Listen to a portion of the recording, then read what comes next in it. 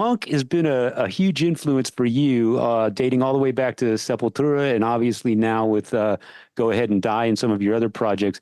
What were some of your favorite punk rock bands growing up? Ramones, probably one of my favorite of all time. Just love the whole simplicity approach to it. A lot of really cool hardcore stuff, Black Flag, Dead Kennedys. Yeah.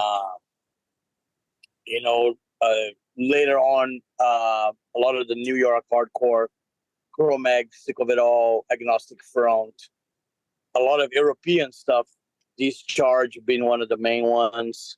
Yeah.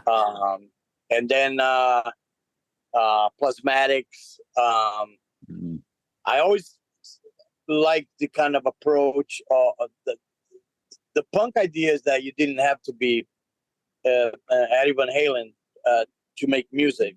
Right. Meaning you didn't have to be born a virtuoso to make something great. You know, a simple song. So it's like, as they say, 3 chords and the truth, you know?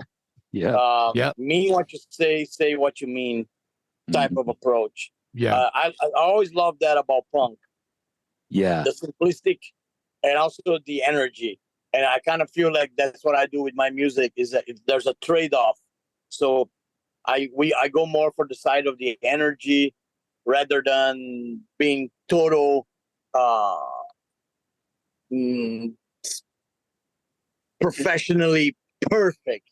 Yeah. Doesn't exist. Yeah. It doesn't exist. We're not I gonna was play going to as say. Pink. Yeah. We're not gonna sound like Rush and Pink Floyd. Might as well give it up. That's not gonna happen. Yeah. But there's a trade-off, you know, the energy that we get. I don't think Rush, Pink Floyd ever experienced this kind of energy. You know, I'll take that any day, you know? Yeah.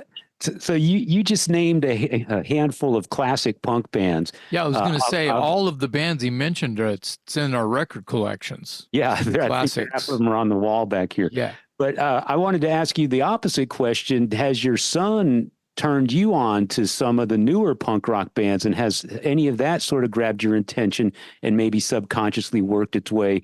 You know, has the younger generation kind of worked its way into Max Cavalera's head subconsciously? Are there any bands that your sons have turned you on to that you're enjoying? Yeah, for sure.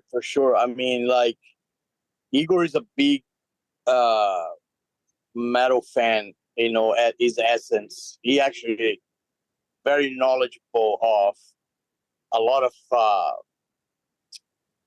stoner rock and doom metal and all that stuff. And he introduced me to a lot of those bands that I, you know, I never knew anything about, like Full of Hell and Noisem. Yeah. And even different stuff like Soft Kill. You know, we had the Soft Kill guy coming to our show the other night. He's syncing to a different bunch of bands than I am, and that's what makes it cool. He's showing me stuff now, so it's not just me showing him stuff. Because for many years I would be like showing him like, oh, you have to listen to Discharge, you have to listen to this band, that band, and the funny thing about Ramones specifically, we did a tour in Brazil in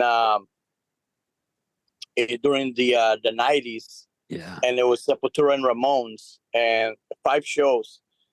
And we were there's actually a picture of Zion with all the 4 Ramones, and he's like screaming. He hated. He didn't want to be there. And Johnny is like holding him, very awkward, like, get this kid out of my hand, you know? Wow. But it's such a cool picture, man. You know, the other day I was talking to him about that. It's like, you understand, like, a lot of those guys are gone. Yeah. You know, they're not even here anymore. So you've been part of something very, very special. I hope you realize that, you know. Yeah. And they do, man. They do. Like, we met a lot of great musicians through the years, the Black Sabbath guys and all the Pantera guys and Metallica and all that, you know. Nice. They realize how cool that is, and it's like I like how they behave towards people, man. You know, which was one of the things that I hopefully that me and my wife install into them was uh treat everybody with respect. Like, don't be a rock and roll rock star asshole Yeah. for no reason. You know, like be respectful and don't have a big head. And they don't, man, which is great. I love that's one of the most coolest things that I can see about them, apart from being hardworking. But this is it's touring, it's fun, but it's also hard work, you know. Sure. Yeah. Specifically Igor, because he's been diabetic since he was 2. So that's twice as hard on the road. You know, he's got to do all the shots and Yeah. control the sugar and all, which is not easy on the road.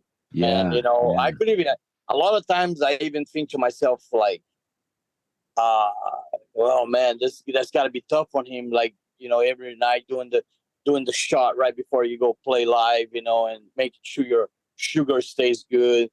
But yeah, he does great, and it's for me it's a dream come true to be able to do what I do with them, with both of the kids, you know, with Zion and Igor, and some of the other ones. The Richie's got Inside, which is a different band, sells T-shirts for us and all that. It's so cool to have a organic, true metal family, Yeah, you man. know, I from the got heart. It's that impressive. just makes me smile. Yeah, When me you too, said man. that, I just went like this. Just because you Yeah, can hear, yeah. you can tell the joy in his voice, and it's sincere, and that's really cool. Yeah, it's kind of I mean, beautiful, man. we fight, we bicker, we argue like Sure. every other family, you know. But in the end of the day, we're all gearing towards the same goal. And when you feel like that, it's like you almost like that feeling like yeah, you can take on anything, man, you know, because we got each other's, you know. And I think it's cool, like the whole concept of family tribe kind of evolved, like, so it goes from us to my family to the fans. The fans become an extended part of the family, so we call them our tribe, you know. And I Yeah. like to think the metal tribe is the biggest tribe in the world, you know.